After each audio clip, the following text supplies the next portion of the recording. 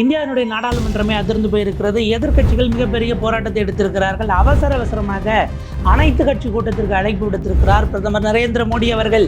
என்னங்க திடீர்னு பிரதமரே வாங்க எல்லாரும் பேசுவோம் அப்படின்னு கூப்பிட்றாரா அப்படின்னா, இன்றைக்கு இந்தியாவையே உழுகக்கூடிய எல்பிஜி கிரைசிஸ், நமக்கு சிலிண்டர் கிடைக்காதது, சிலிண்டர் இருக்கக்கூடிய சிலிண்டர் அதையும் வெயிட்டு குறைச்சி தான் கொடுக்க போகிறாங்க. இப்படியான பல விஷயங்கள், மிடில் ஈஸ்ட் கிரைசிஸ் இன்றைக்கு இருக்கக்கூடிய நம்ம அரபு நாடுகள் நடக்கக்கூடிய நிகழ்வுகளின் காரணமாக இந்தியா இதுவரை கண்டிராத மிகப்பெரிய சவாலை எதிர்கொள்ள போகிறதுன்னு பிரதமர் மோடி ஆரம்பத்திலேயே ஒரு பெயில் அவுட் பண்ணியிருக்கிறார். அதனுடைய பின்னணி எப்படி இருக்கிறது, எந்த அளவுக்கு நமக்கான பாதிப்பு இருக்கும், இதை எதிர்கொள்வதற்கு இந்த அரசிடம் என்ன திட்டம் இருக்கிறது, எதிர்கட்சிகளுடைய கோரிக்கை என்ன, விரிவாக அலசுகிறது இந்த செய்தி தொகுப்பு.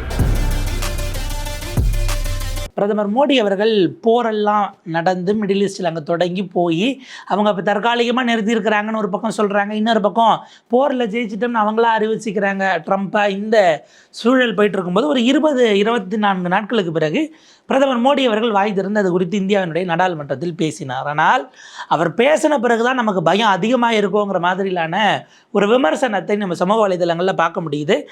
எதிர்க்கட்சித் தலைவர் ராகுல் காந்தி அவர்கள் மிக நிச்சயமாக இதற்கு இந்த தோல்விக்கு பிரதமர் தான் காரணம். இந்த வயரில் ரிப்போர்ட் ஆகிருக்கு பாருங்கள். Modi turned India's foreign policy into personal foreign policy says ராகுல் காந்தி ஆஃப்டர் பிஎம் ஸ்பீச். பிரதமருடைய பேச்சுக்கு பிறகு எதிர்க்கட்சித் தலைவர் ராகுல் காந்தி பகிரங்கமான குற்றச்சாட்டு, மோடி தன்னுடைய வெளிநாட்டு சகவாசம் அல்லது நட்பு இந்த விஷயங்களை மையப்படுத்தி இந்தியாவினுடைய கொள்கையை வகுத்ததன் விளைவாக இவ்வளவு பெரிய சிக்கல் உருவாகி இருக்கிறதுன்னு கடுமையான குற்றச்சாட்டை ராகுல் காந்தி வைத்திருக்கிறார். பிரதமர் மோடி பேசினதில் நான் முதல்ல குறிப்பிட்டேன் இல்லையா, அவர் பேசின பின்னாடி தான் பயமே வருதுன்னு. அவர் என்ன பேசினார், இந்த ஒயருடைய ரிப்போர்ட்டை பார்க்குறோம்.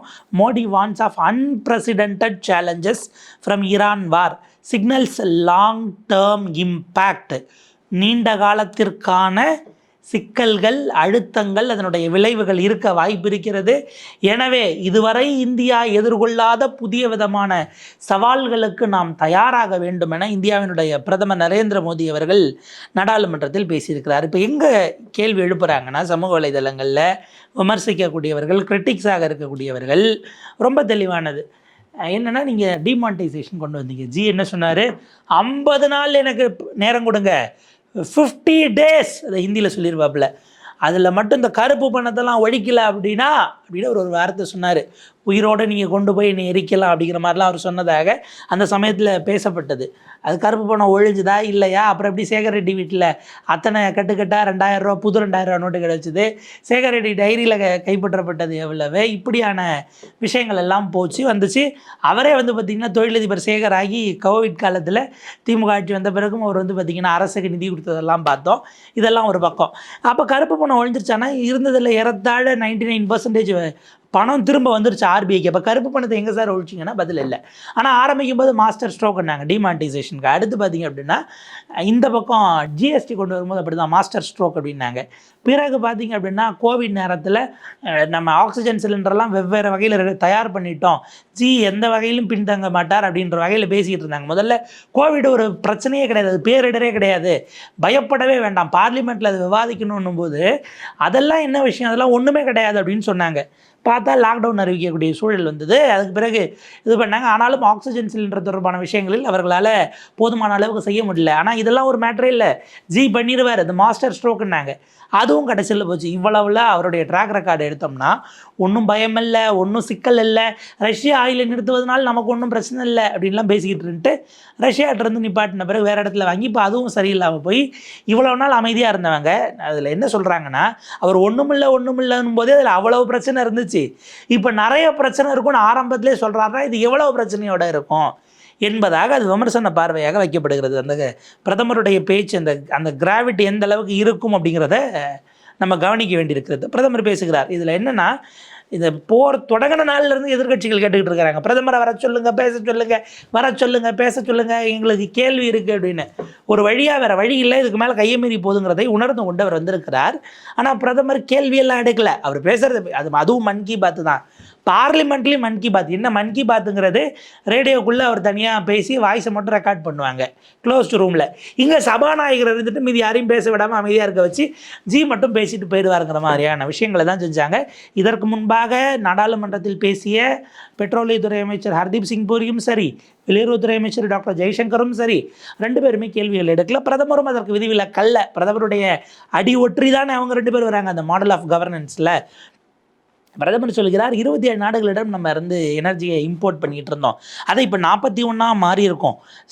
பெட்ரோலியம் ரிசர்வ்ஸ் 5 மில்லியன் மெட்ரிக் டன்னாக உயர்த்துவதற்கான வேலைகள் போயிட்டுருக்கு. பெட்ரோலில் எத்தனால் பிளண்டிங் அதை கலந்து 1.5லேருந்து 20% வரைக்கும் ஏற்றுவதற்கான வேலைகளை பார்த்துக்கிட்டு இருக்கிறோம். சோலார் கெப்பாசிட்டி 3 ஜிகாவாட்லேருந்து 140 ஜிகாவாட்டாக கடந்த 11 ஆண்டுகளில் நாம் அதிகப்படுத்தி இருக்கிறோம். இதெல்லாம் இப்போ இருக்கக்கூடியதுக்கு ஏற்கத்தக்கதா, இல்லை நம்ம ஆட்சியில் இதெல்லாம் பண்ணியிருக்கோன்னு ஜி சொல்கிறாராங்கிற கேள்வி இருக்குது. ஏன்னா நீங்கள் நாடுகள் பலரிடமிருந்து வாங்கினீர்கள், ஆனால் அளவுக்கு அதிகமாக இருக்கிற ஒரே இடத்துல இருந்து நீங்கள் வாங்குகிற பெட்ரோலை பல நாடுகளில் கொஞ்சம் கொஞ்சமாக, இப்போ நீங்கள் 100 கிலோ சப்ளை பண்ணிகிட்டு இருந்த ஒரு இடத்துக்கு இருக்கிறதுக்கு பதிலாக நீங்கள் இப்போ 20 பேர்கிட்ட ஒரு கிலோவா நாங்கள் ஆல்டர்னேட் பார்த்துட்டோம்னா அது 100 கிலோ வராது, 20 கிலோ தான் வரும்.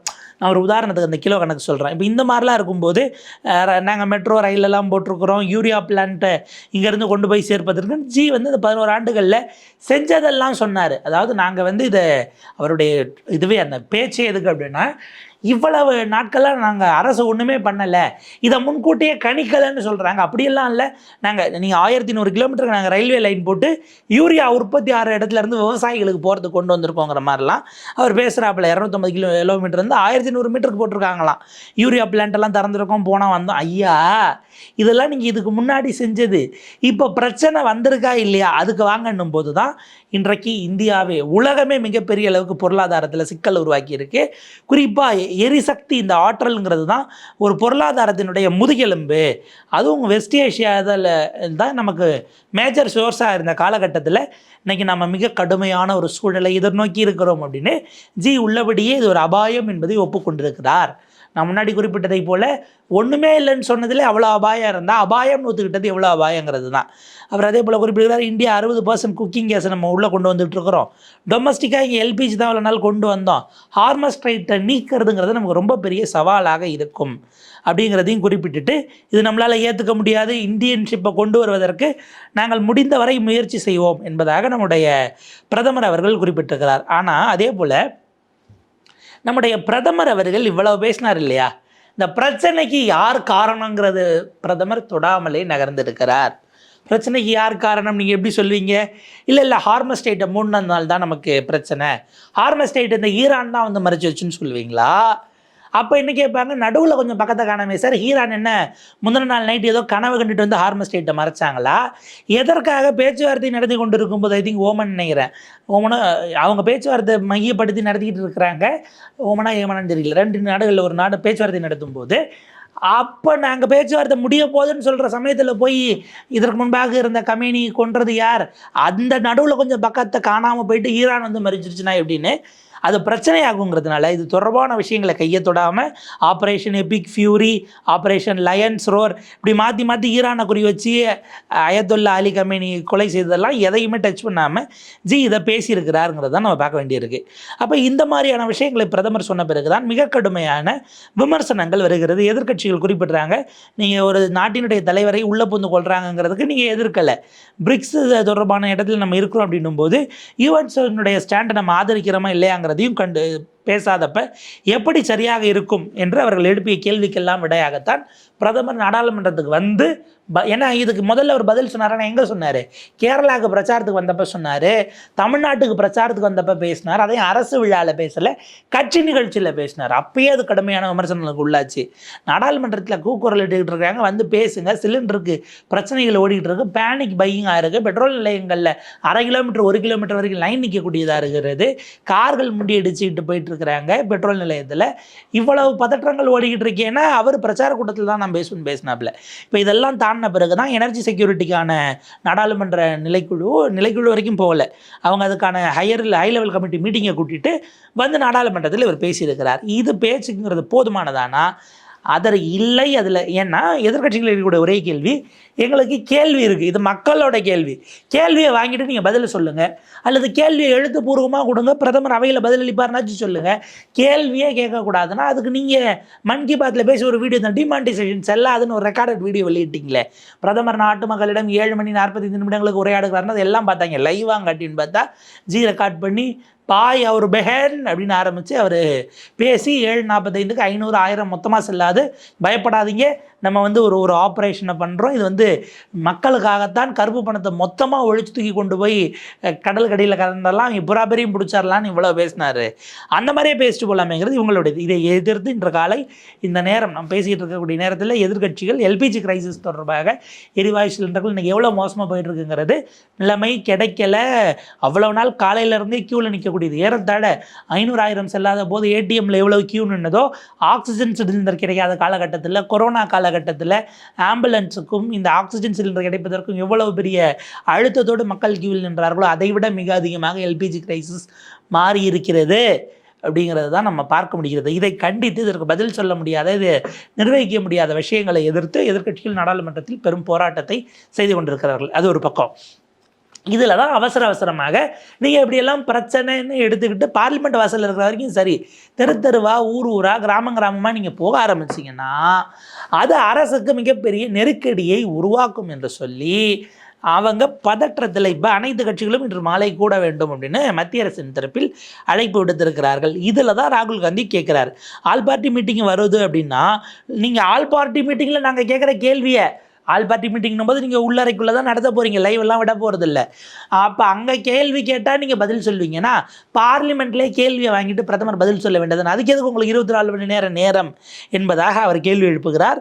ராஜ்யசபாவில் அவர் பேசும்போதும் பதில், லோக்சபாலையும் சரி ராஜ்யசபாலும் சரி கேள்வி எழுப்ப விடலை அப்படிங்கிறத கண்டித்து எதிர்கட்சிகள் வெளியில் போனாங்கிறது தான் பார்க்க வேண்டியிருக்கு.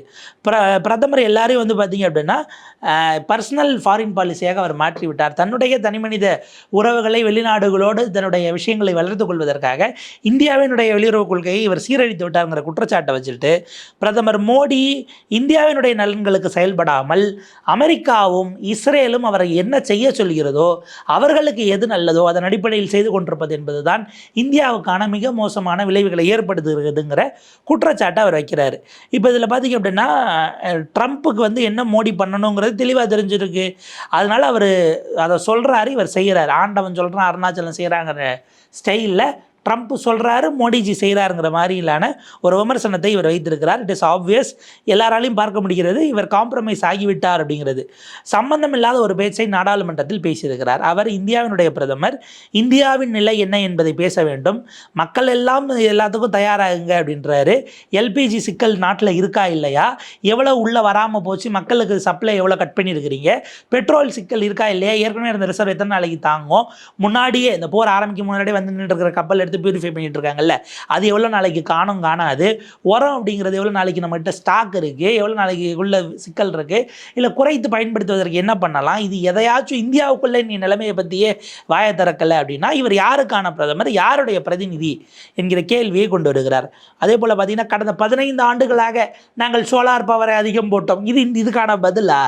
கேள்வி, இன்னைக்கு பெட்ரோல் இல்லைங்க, இன்றைக்கி சிலிண்டர் இல்லைங்கன்னா 11 ஆண்டுகளாக நாங்கள் 1100 கிலோமீட்டர் ரயில் விட்டு அதில் யூரியாவை கொண்டு போனோம்.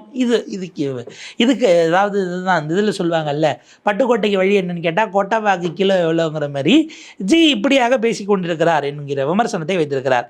1970 எனர்ஜி கிரைசிஸ் இருந்தபோது காங்கிரஸ் என்ன செய்தது தெரியுமான்னு நல்ல வேளை அவர் போகலைங்கிற மாதிரியான விஷயங்கள் போயிருக்கிறது. ராகுல் காந்தி சொல்லக்கூடியது, டிபேட்டே நடத்தினா பிரதமர்கிட்ட திரும்ப கேள்வி வரும், யூஎஸை குறித்து கேட்போம், இஸ்ரேலை குறித்து கேட்போம், சொன்னதை மட்டும்தான் நான் சொல்லுவேன், வேறு எதுவும் கேட்காதீங்க, கேட்டால் எனக்கு பதில் தெரியாது என்கிற வகையில் அவர் ஒப்புக்கொண்டதாகத்தான் நாம் என்னை பார்க்க வேண்டியிருக்கிறது அப்படிங்கிற விமர்சனத்தையும் வைக்கிறார். டிஎம்சி எம்பிஸ் ஆல்ரெடி பிரதமர் பேசும்போதே எழுந்து கேள்விகளை நீங்கள் எடுத்துக்கலன்னா நாங்கள் வந்து இது பண்ண முடியாது, அதாவது இந்த துறைக்கான செயலாளர் இருக்காங்க இல்லையா, அவங்க வந்து பார்த்திங்கன்னா நம்ம பெட்ரோலியம் மினிஸ்ட்ரியினுடைய செயலாளர் சுஜாதா சர்மா அவர்கள், அவங்க எப்படி ஒரு ஸ்கிரிப்டை வச்சுக்கிட்டு கேள்வியெல்லாம் கேட்கக்கூடாது, நான் ப்ரெஸ் மீட்டு கொடுக்குறேன், சொல்கிறத கேட்டுட்டு போங்கன்னு ரிப்போர்ட்டர்ஸ்ட்டை சொன்னாங்களோ, அதைவாச்சும் அவங்க ஒரு ப்ரெஸ் மீட் எல்லாரையும் உட்கார வச்சு சொன்னாங்க. ஹர்தீப் சிங் பூரி கேள்வி இல்லாமல் எழுந்துன்னு பேசிட்டு போயிட்டார். அதே ஸ்கிரிப்டை பிரதமர் எடுத்துகிட்டு வந்து அவருடைய ஸ்டைலில் டெலிவர் பண்ணுறாரு தவிர ஆள் தான் வேறையே தவிர ஸ்கிரிப்ட் அதே தான் அப்படின்னு டிஎம்சியினுடைய எம்பி சகாரிகா கோஷ் அதை கடுமையாக விமர்சிச்சுட்டு ஒட்டுமொத்தமாக எல்லோரும் வெளியில் போயிருக்கிறாங்க. நீங்கள் டிஸ்கஷனே வரல, சொல்கிறத கேட்டுட்டு போங்கன்னா அதுக்கான அவை நாடாளுமன்றம் கிடையாது என்பதாக பேசுகிறார்கள். ஜெயராம் ரமேஷ் அவர்கள் ஒட்டுமொத்தமாக கிளாரிஃபிகேஷன்ஸே கொடுக்கல அப்படின்னா ஃபுல் டெக்ஸ்ட் பிரதமர் அவரை புகழ்ந்து 11 ஆண்டுகளாக இந்த நாட்டை நான் காப்பாற்ற என்ன செய்தேன்னு தெரியுமா இங்கே போட்டுக்கிட்டு இருக்காங்க பாருங்க.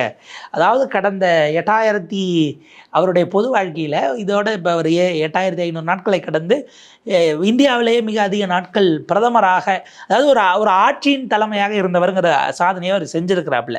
இதற்கு முன்பாக ஒரு முதலமைச்சர் ஒருத்தர் இருந்தார். அவருக்கு பிறகு பிரதமர் மோடி அவர்கள் தான் 25 ஆண்டுகளாக எய்தர் முதலமைச்சராக அல்லது பிரதமராகன்னு ஒரு நாள் கூட லீவ் எடுக்காமல் உழைச்சிருக்கிறாருன்னு இதை பேசுகிறாங்களே தவிர இதுக்கு பதில் இல்லைனா எப்படி என்கிற கேள்வியில் எழுப்பியிருக்கிறார்கள். இன்றைக்கு எதிர்க்கட்சிகள் அனைத்து கட்சி கூட்டத்தில் எழுப்பக்கூடிய கேள்விகள் என்பது மிக முக்கியமானதாக இருக்கும். நாட்டு மக்களுக்கு பயத்தை தணிக்க இந்த அரசு என்ன செய்தது என்கிற கேள்வி அப்படியே இருக்கிறது. இப்போது வரை நமக்கு பதில் தான் கிடைக்கவில்லை. மக்களினுடைய நிலையை அவங்க இடத்திலிருந்து யோசித்து என்ன முயற்சி எடுக்கப் போகிறார்கள், அதை எப்படி தெளிவுபடுத்த போகிறார்கள், மாறாக இது குறித்து ரிப்போர்ட் பண்ணுறவங்களுக்கெல்லாம் அந்த போஸ்ட் எடுக்க வைக்கிறது, ட்விட்டருக்கு நோட்டீஸ் அனுப்புறது, ஃபேஸ்புக்கு நோட்டீஸ் அனுப்புறது, இன்ஸ்டாகிராமுக்கு நோட்டீஸ் அனுப்புறது என்பது ஏற்கத்தக்கது அல்ல. இந்த அரசு தன்னுடைய கடமையை தவறி இருக்கிறது. உரிய வகையில் அதற்கு பதில் சொல்ல வேண்டும். மக்களிடம் இருக்கக்கூடிய பயத்தை தெளிவிக்க வேண்டும்ங்கிறது தான் நம்முடைய எதிர்பார்ப்பாக இருக்கிறது. செய்கிறார்களா? பொறுத்திருந்து பார்ப்போம். இணைந்திருங்கள் தமிழ் குரலோடு.